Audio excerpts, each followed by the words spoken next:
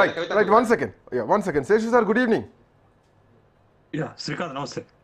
నమస్తే అండి. లెటర్ తర్వాత టీబీజీఏకి ఏస్ నుంచి పంపించేయడం, ఆ తర్వాత పార్టీ నుంచి పంపించేయడం, ఆ తర్వాత పార్టీ వదిలి ప్రజల్లోకి వెళ్ళిన కవిత ముఖ్యమంత్రి రేసులో ఉన్నానంటూ చేస్తున్నటువంటి ప్రకటనలు, కవితను తెలంగాణ ప్రజలు అంగీకరించేటువంటి పరిస్థితి ఉందా? కవిత నేను నెక్స్ట్ 2029లో జరగబోయేటువంటి ఎన్నికల్లో ఖచ్చితంగా ఇండిపెండెంట్గా పోటీ చేస్తానని ప్రకటించింది. సో ఈ పోటీ ఎట్లా ఉండబోతోంది, ఎవరి మీద ఉండేటువంటి అవకాశాలు ఉన్నాయి, ఎట్లా చూడొచ్చు సార్ ఈ మాటల్ని? అండ్ మోరోవర్ని ఎవరు వదిలిన బాణం కాదంటున్నారు. కవిత మాత్రం బీఆర్ఎస్ పార్టీ నాయకులు మాత్రం రేవంత్ వదిలిన బాణమే అంటున్నారు. శ్రీకాంత్, ఇప్పుడు తెలంగాణలో 3 రాజకీయ పార్టీలు ప్రధానంగా మనకి కళ్ళ ముందు కనపడుతున్నాయి.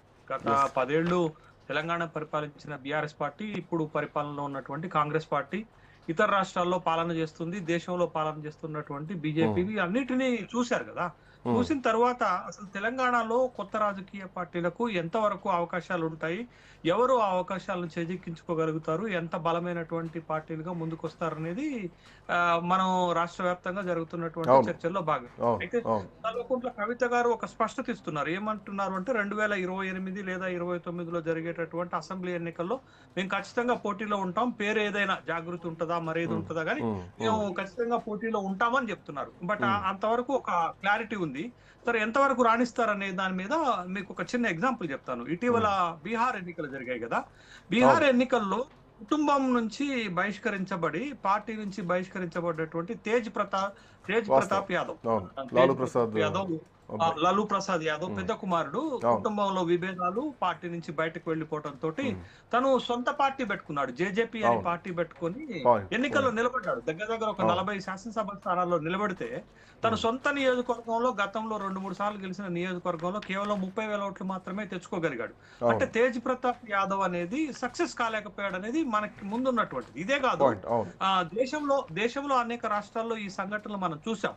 బట్ కుటుంబ వారసత్వంగా వచ్చినటువంటి వాళ్ళు కుటుంబం నుండి విడిపోయిన తర్వాత రాజకీయాల్లో పెద్దగా రాణించినటువంటి దాఖలాలు లేవు. మరి కవిత పరిస్థితి ఎలా ఉండబోతుంది, కవిత రాణించగలుగుతారా రాజకీయాల్లో అనేది ఒకటి. ఇప్పుడు వ్యక్తిగత స్వయం కృషిని నమ్ముకున్నటువంటి వాళ్ళు, తర్వాత పబ్లిక్ లో తిరగలిగినటువంటి వాళ్ళు, తర్వాత రాజకీయ వ్యూహాలు బలంగా వేయగలిగినటువంటి వాళ్ళు కొంతమేరకు రాణించగలుగుతారు. బట్ ఇప్పుడు ఇక్కడ ఆ స్థాయి కవిత గారికి ఉంటుందా లేదా అనేది ఒకటి మనం ప్రశ్నించాలి. మీరు ఒక క్యాప్షన్ పెట్టారు, ఏం పెట్టారు? కవిత యుద్ధం ఎవరిపైన అని పెట్టారు. యుద్ధం ఎవరిపై చేయాలో వాళ్ళపైనే చేస్తుంది. శ్రీకాంత్, కవిత యుద్ధం ఎవరిపైన అని మీరు పెట్టారు కాబట్టి ఎవరిపై యుద్ధం చేయాలో వాళ్ళపైన యుద్ధం చేస్తుంది అనేది మనం గమనించాలి. ముఖ్యంగా కవిత ఇప్పటి వరకు పార్టీ నుంచి బయటకు వచ్చిన తర్వాత జాగృతి జనం బాటలో పబ్లిక్ లో తిరుగుతున్న తర్వాత నాకు కనిపించింది ఏంటంటే తను పబ్లిక్ లో తిరుగుతుంది, అడ్రస్ చేయగలుగుతుంది, కానీ పబ్లిక్ నుండి పెద్దగా స్పందన లేదు. ఎందుకు అంటే పాయింట్ ఏంటంటే సార్, రానున్న ఎలక్షన్స్ లో అంటే ఇప్పటికే కేసీఆర్ క్రియాశీలక రాజకీయాల్లోకి ప్రత్యక్షంగా ఎంట్రీ ఇచ్చేశారు. ఎంట్రీ ఇచ్చిన తర్వాత ఒక్కసారి తెలంగాణ పొలిటికల్ వైబ్రేషన్స్ మొత్తం మారిపోయినాయి. అండ్ ఇప్పుడు ఇటు రేవంత్ రెడ్డి ఏం తక్కువ లీడర్ ఏం కాదు, ఆయన మాస్ లీడరే. కేసీఆర్కి ఇంకా అంతకంటే పెద్ద పేరు, రాష్ట్రాన్నే తెచ్చారన్నటువంటి పేరు ఉంది. తో పాటు గతంలో 10 ఏళ్ళు పరిపాలించినటువంటి వ్యక్తి హరీష్ రావు, కేటీఆర్ లాంటి బలమైనటువంటి నాయకత్వంతో ఉన్నటువంటి పార్టీ గులాబీ పార్టీ. సో ఇంత పెద్ద యుద్ధ వాతావరణంలో ఓవైపు ప్రభుత్వం పైన వచ్చేటువంటి వ్యతిరేకతలో ఇందులో కవిత ఎంతవరకు నిలదొక్కగలుగుతుంది?